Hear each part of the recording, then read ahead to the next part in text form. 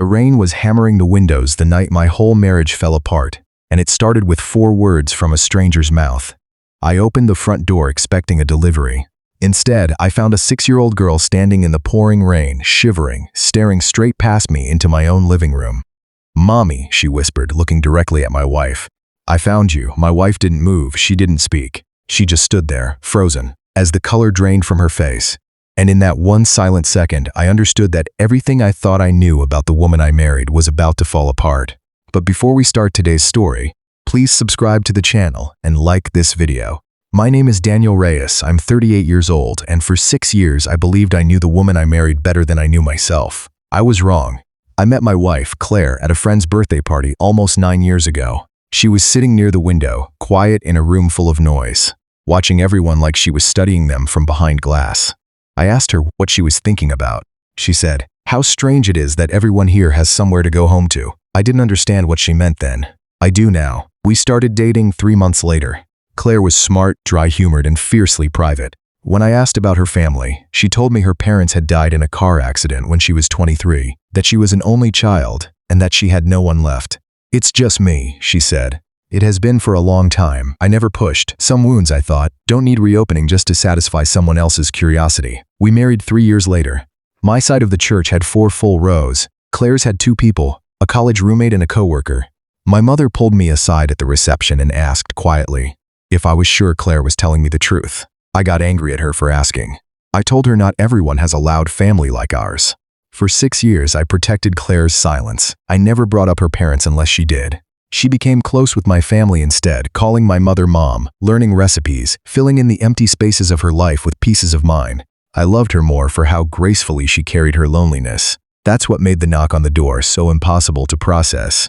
It was a Tuesday night in October, rain hammering the roof like static. Claire was drying dishes in the kitchen when I answered the door and found the girl standing there, hair plastered to her face, clutching a small backpack with both hands, like it was the only solid thing left in her world. "Mommy," she said again, louder this time, and pushed past my legs into the house. Claire dropped the plate she was holding. It shattered on the tile, and she didn't even flinch at the sound. She just stared at the girl like she was looking at a ghost. "Emma?" Claire's voice came out cracked, barely a whisper. "How did you?" The girl ran to her and wrapped her arms around Claire's legs, sobbing into her jeans. "You said you'd come back. You said you'd come back and you never did." I stood in the doorway, rain blowing in behind me, feeling like the floor had opened up under my own house. "Claire," I said, "who is this? Why does she know your name? Why is she calling you Mom?" Claire didn't answer me. She knelt down, hands shaking, and touched the girl's face like she was afraid it would disappear if she pressed too hard. "You're freezing," she whispered. "Emma, sweetheart, you're freezing." "Claire." My voice was harder now. "I asked you a question." She looked up at me, and I saw something I had never seen in 6 years of marriage. Real fear. Not embarrassment, not surprised fear. I can explain," she said. "Just not right now. Not in front of her." "Then when?" I said. "Because right now there is a child in our living room calling you Mom, and you have told me for 6 years that you have no family, no parents, no siblings, no children.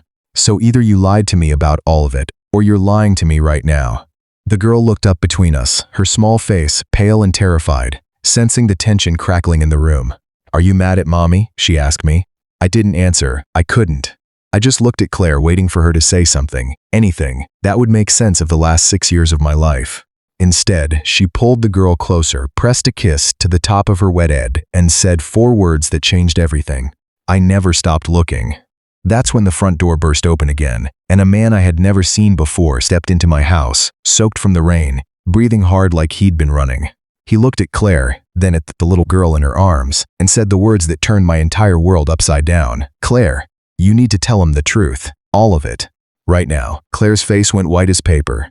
I stood there, rain still blowing through my open front door, staring at my wife, a strange man, and a child who apparently knew her better than I did.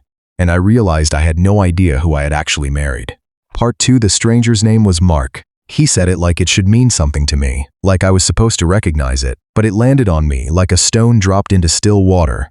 Unfamiliar, heavy, sinking without a trace. "Who are you?" I asked him, my hand still on the doorframe, my whole body braced like I was preparing for a fight I didn't understand yet. "I'm her brother," Mark said, nodding toward Claire.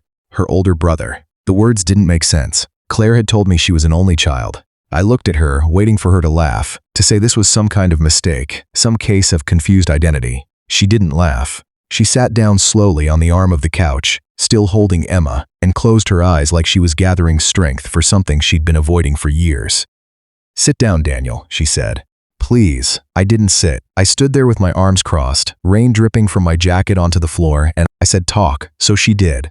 Claire told me that everything she'd said about her parents dying wasn't entirely a lie. Her mother had died when Claire was 23, just like she said, but her father was alive. Her brother was alive. And 7 years ago, before she ever met me, Claire had been married before, to a man named Ryan. They'd had a daughter together, Emma. The room tilted under me. "You were married before?" "For 2 years," Claire said, her voice trembling. "It ended badly. Ryan had a temper, Daniel. Not just arguments, real anger, the kind that scared me. When Emma was 1 year old, things got bad enough that I left in the middle of the night with her in my arms and nothing else. I went to my father's house. Ryan found out where we were within a week." She stopped, pressing her lips together like she was trying to hold something in. Mark stepped forward and finished the sentence she couldn't. "He took Emma," Mark said quietly. "Not legally, he just took her. Drove off with her while Claire was at work and disappeared. It took our family 3 years and every dollar we had to even find out what state he'd moved to.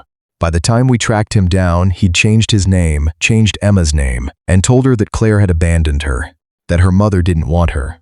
I looked at Emma, still curled against Claire's side, quiet now, listening to every word with the kind of stillness only children who have already lived through too much seem to have. "So what happened?" I asked, my anger softening into something closer to horror. "Why didn't you tell me any of this?" Claire finally looked at me, and I saw 6 years of exhaustion behind her eyes. "Because after we found out where Ryan had taken her, the legal battle nearly destroyed me, Daniel. It took everything. Money, time, my relationship with my father, who blamed himself for not protecting us sooner. And in the middle of it, Ryan disappeared again with Emma before the custody case even finished. I didn't know if I would ever see my daughter again. I didn't know if she was safe, if she was alive, if she even remembered my face." Her voice cracked completely now, tears falling freely. "When I met you, I was so tired of grieving a family I couldn't get back. I told myself if I just started over, clean, with no one asking questions, maybe the pain would stop chasing me. So I told you I had no family. It was easier than explaining a daughter I'd lost and a marriage I couldn't talk about without falling apart. I sat down then, finally, because my legs didn't feel like they could hold me anymore. 6 years, Claire. You let me believe a version of you that didn't exist." "I know," she whispered. "I know, and I'm sorry, but I never stopped looking for her. Every year, I hired someone new to search. I never told you because I couldn't survive getting my hopes crushed again in front of the person I loved most. I needed to fight this battle alone until I knew it was really over." Mark cleared his throat. 3 weeks ago, we finally got a break. Ryan was arrested in another state for something unrelated, and Emma was placed with child services. It took every connection we had to get Claire's parental rights confirmed and get temporary custody released to our family while the paperwork clears. I was supposed to bring Emma here quietly tomorrow so Claire could explain everything to you first. He glanced at Emma. She got impatient. She's been asking about her mom every day since we picked her up. Tonight she saw the address on my phone and just ran for the door before I could stop her. Emma looked up at me with Claire's same eyes, the same eyes I had fallen in love with 9 years ago. "I'm sorry I ruined the surprise," she said, so small and so sincere that something in my chest cracked open. I looked at Claire. I thought about every quiet moment over 6 years where she'd changed the subject, every birthday she never mentioned, every time my mother had asked a question that made her go still. It wasn't betrayal, not the kind I'd feared standing in that doorway. It was survival. It was a mother protecting the last piece of hope she had left by burying it so deep that even her husband couldn't touch it. "You should have told me," I said finally. "Not because you owed me the whole story on day one, but because carrying something like this alone for 6 years almost broke you, and I was right here the whole time." Claire nodded, crying harder now.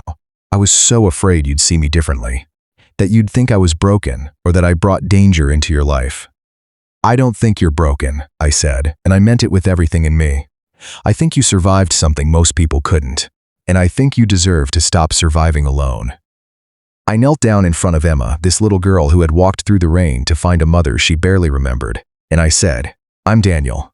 I'm really glad you're here." She studied me for a moment the way children do when they're deciding whether to trust someone, and then she said, "Are you my dad now?"